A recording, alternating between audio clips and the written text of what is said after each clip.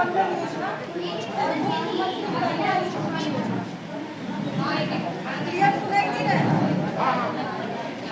प्रधानमंत्री मातृत्व बंधन योजना में पहली बार गर्भवती जो होती है उसको 5,000 रुपए का आर्थिक सहायता मिलता है और दूसरी बार अगर लड़की होती है तब उसको एक मुश्त 6,000 रुपए मिलता है। पहली बार लड़का हो या लड़की 5,000 और दूसरी बार लड़की होगी तब 6,000 रुपए गर्भवती को।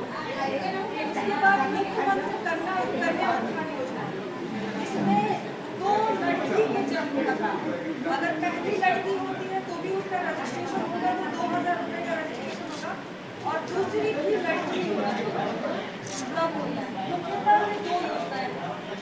इसके अलावा एक परवरिश योजना है जिसका फॉर्म ICDS ऑफिस से भरा जाता है। उसमें है कि कोई अगर अनाथ बच्चा है या कोई ऐसा परिवार है जो कुष्ठ रोग से पीड़ित है माँ बाप से और या फिर मान लीजिए एड्स से पीड़ित है, उस केस में 18 साल की उम्र तक बच्चे को हर साल हर महीने 1,000 रुपये मिलता है। जितना भी बड़ा बच्चा हो जॉइंट अकाउंट होना चाहिए। हर महीने 18 साल तक होने तक 1,000 रुपये मिलता है। उसका फॉर्म ICDS से भरा जाता है।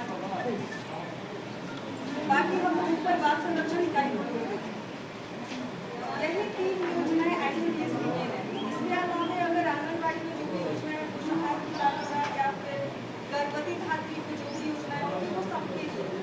इसमें ऐसा नहीं है कि SC ST के लिए या OBC के लिए या जनरल योजनाएं।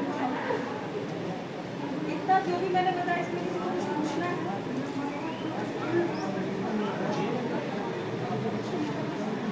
क्लियर है सब? किसी को और कुछ पूछना है तो आप लोग इसका समय सीमा तो होना चाहिए ना, जैसे मान लीजिए इस तरह बच्ची हुआ कितने समय तक पहला बच्चा ना। हमारा सवाल ये है, जैसे मान लीजिए बच्ची हुआ तो उसका समय कितना फॉर्म भरने का समय होगा? 1 साल 2 साल?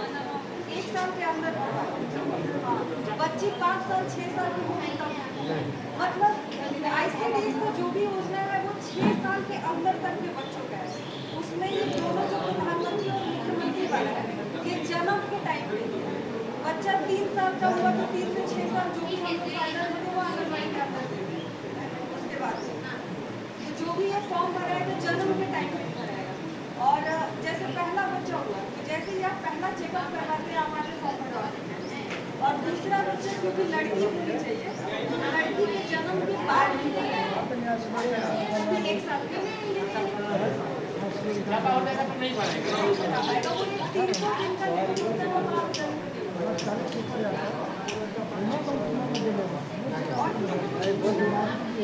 और किसी का